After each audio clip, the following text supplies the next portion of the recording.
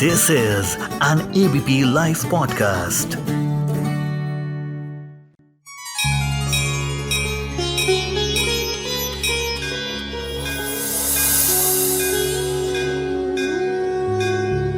आप सुन रहे हैं रामायणा डायरीज।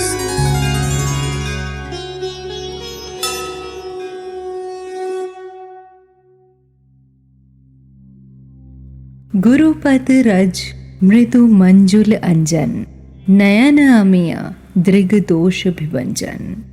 गुरु महाराज के चरणों की जो रज है, जो मिट्टी है, वो इतनी कोमल और इतनी सुंदर है। ये छंद है रामचरितमानस से। तो इस गुरु पूर्णिमा पर आइए जानते हैं गुरु का महत्व रामचरितमानस की ओर से। नमस्कार, आप सुन रहे हैं रामायणा डायरीज और मैं हूँ सोनल। गुरु पूर्णिमा की सारे गुरुओं को बहुत बहुत शुभकामनाएं।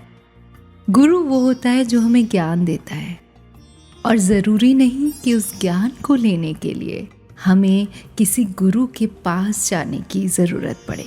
जहाँ से ज्ञान मिले उसे ही गुरु मान लेने में भलाई है। तो गोस्वामी तुलसीदास जी ने भी ऐसे ही किया था कि जब वो रामचरितमानस लिखने लगे थे तो उन्होंने सबसे पहले तो अपने गुरुओं को नमन किया था, क्योंकि वो वक्त भी ऐसा था। उस टाइम तो बहुत महान विद्वान गुरु हुआ करते थे। पर हम अगर आज की बात करें तो आज हमारे गुरु कौन हैं? मेरे लिए तो ये रामचरितमानस ही बहुत बड़े गुरु हैं, क्योंकि ये हमें रोज़ हर दिनचर्या का ज्ञान देते हैं, हमें बेहतर ज़िंदगी सिखाने का ज्ञान देते हैं, हमें एक अच्छा इंसान बनाने का ज्ञान देती है। तो दोनों हाथों को जोड़कर मैं इस रामचरितमानस को नमन करती हूँ। और आइए मेरे साथ जानते हैं कि रामचरितमानस हमें क्या क्या सिखाती है।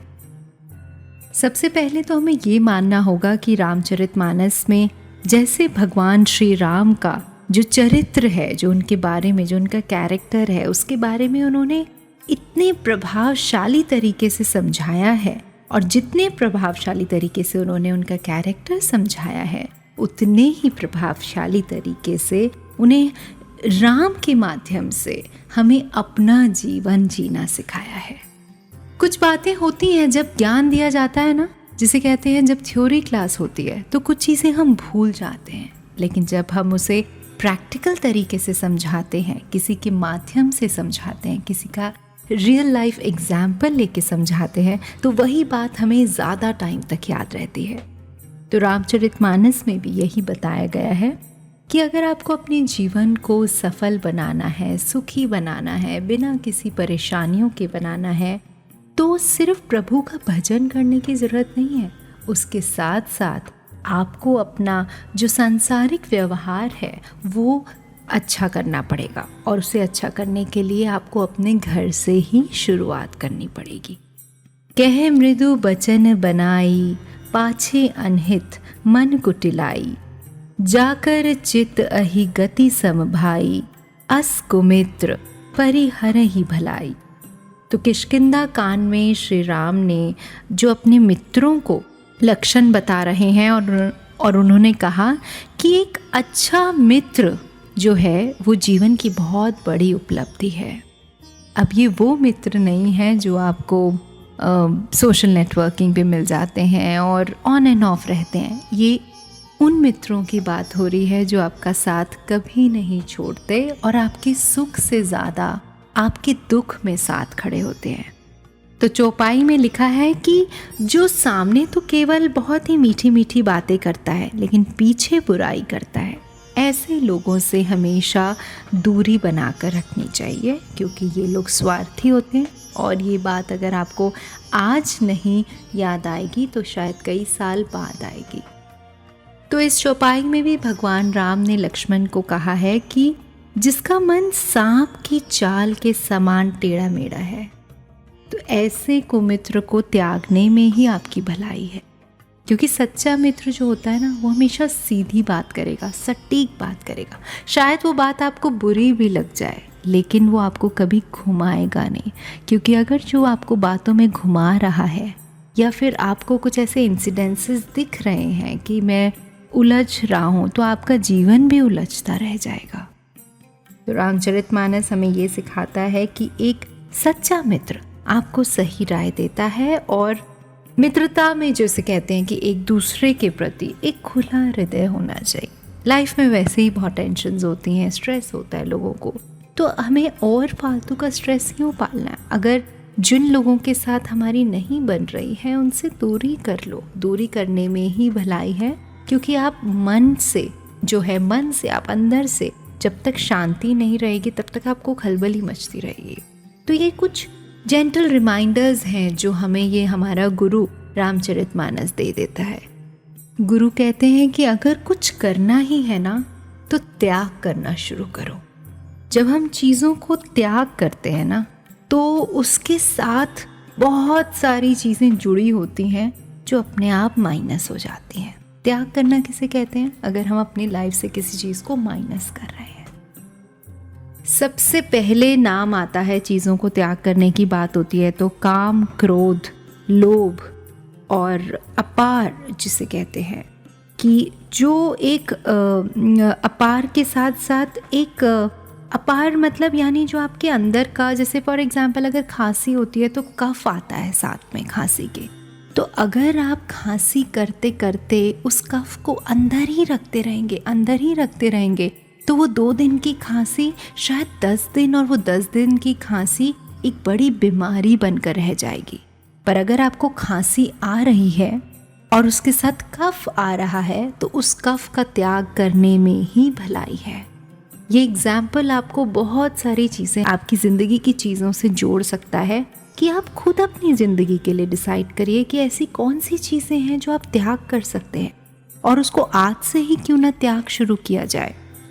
तो हमारे गुरु कहते हैं कि अगर कफ जैसी चीज़ें अगर आपकी ज़िंदगी में रहीं तो वो सदा आपकी छाती को जलाती रहेंगी और फिर आप जीवन में कुछ अच्छा नहीं कर पाएंगे।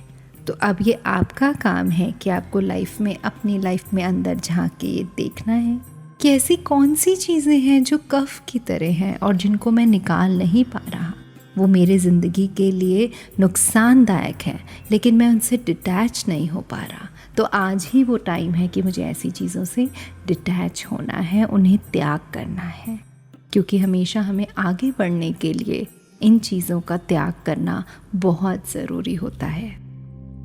और अंत में, सुनहु भरत भावी प्रबल, बिलखी कहेउ मुनिनाथ, हानि लाभ जीवन मरण, हानि लाभ जीवन मरण, यश अपयश विधिहात, यश अपयश विधिहात।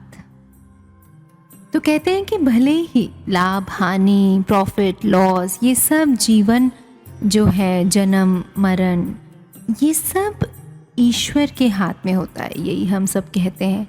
लेकिन जब कोई भी लॉस होता है, चाहे किसी मटेरियल का लॉस हो या ह्यूमन लॉस हो, उसके बाद हमें हार नहीं माननी चाहिए, क्योंकि वो हार मानना हमारे हाथ में है।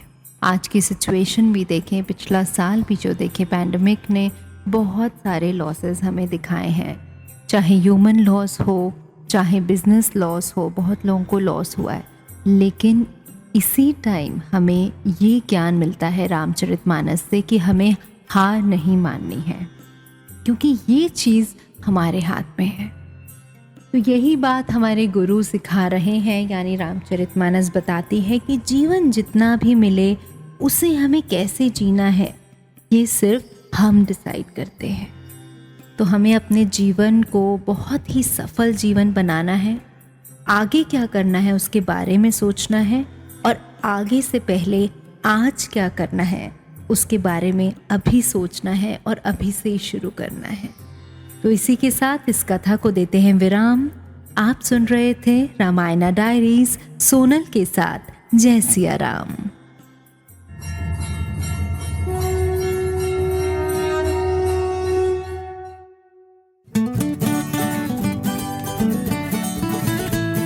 This is an ABP Life podcast.